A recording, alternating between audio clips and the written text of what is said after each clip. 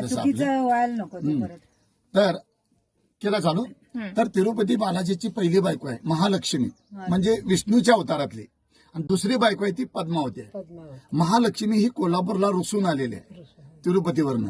तर का रुसून आली ह्याचं कारण सांगतो तुम्हाला. पहिल्यांदा ब्रह्मा, विष्णू आणि महेश हे तिघजण देव, ह्या पृथ्वी तलावर सगळ्यात देवश्रेष्ठ मी आहे असं तिघांना गर्व आलेला होता. तर एक भृगु ऋषी नावाचे तपस्वी मनुष्य होते. तिघ देव देखील त्या भृगु ऋषींना गुरु मानत होते. मग गुरुंना समजले हे गर्वपणा करायला. गुरु स्वतः जाऊन त्यांना भेटले आणि सांगितले, तुम्ही किती केला तर देव आहात आणि असा गर्वपणा करू नका.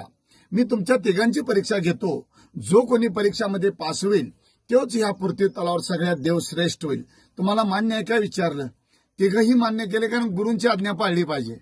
मग तिघही आमंत्रण देतात भृगु ऋषींना, तुम्ही आमच्या घरी या आणि आमची परीक्षा घ्या आणि आमच्या तिघापैकी कोण श्रेष्ठ आहे तुम्ही ठरवा. मग भृगु ऋषी जातात पहिल्यांदा शंकर भगवानकडे परीक्षा घेण्यासाठी. बाहेरून शंकर भगवानला आवाज येतात.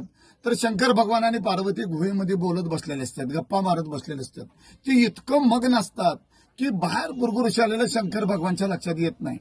भृगु ऋषींना राग येतो. आम्हाला परीक्षा घ्यायला घरी बोलवतात, हिने अतिथीचे स्वागत करण्याची, गुरुची सेवा करण्याऐवजी हे काय करत बसल्यात म्हणून रागाच्या भरात त्या भृगु ऋषीने शंकर भगवानला शाप देतात, या पृथ्वी तलावर तुझी मूर्तीची पूजा होणार नाही, लिंगाची पूजा होणार.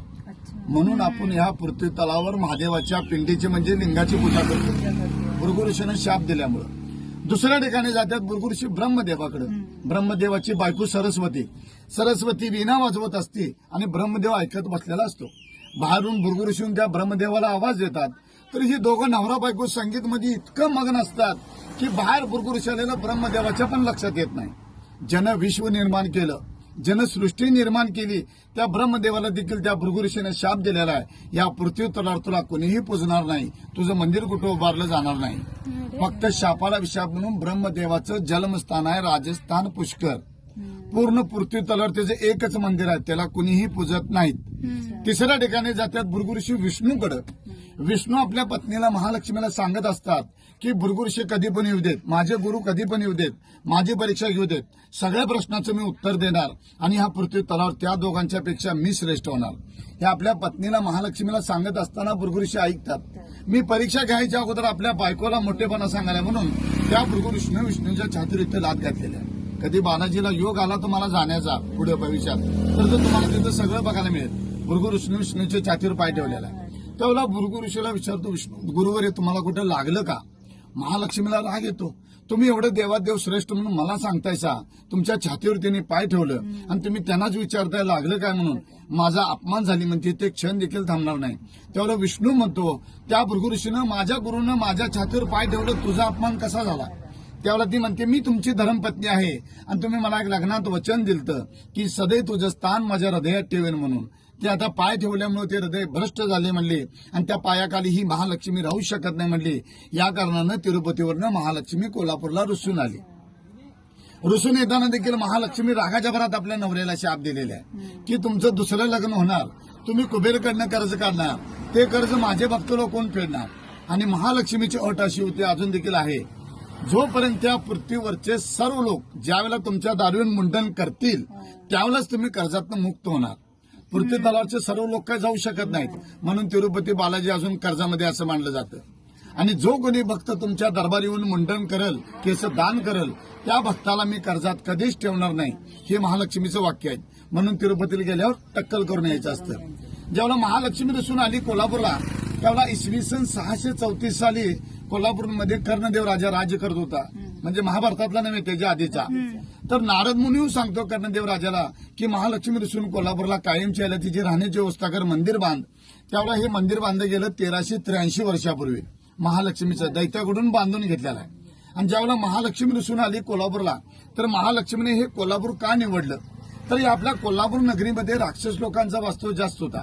सर्व राक्षस लोकांचा नायनाट करण्यासाठी, त्यांचा वध करण्यासाठी महालक्ष्मीने कोल्हापूरला निवडलेलं आहे. आणि ज्यावेळेला महालक्ष्मी कोल्हापूरला स्थायिक झाली, त्यावेळेला रत्नासूर नावाचा एक राक्षस महालक्ष्मीच्या भक्तांना त्रास देऊ लागलेला होता.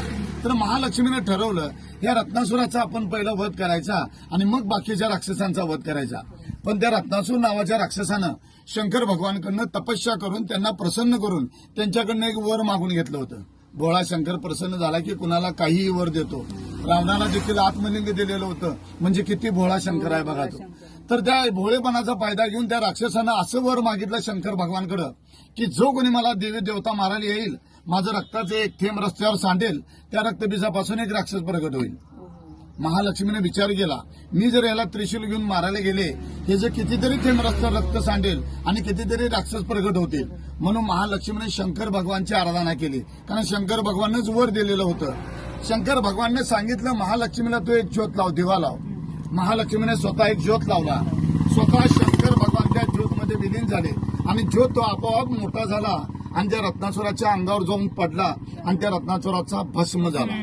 म्हणजे रक्त काय सांडायचा संबंध नाही.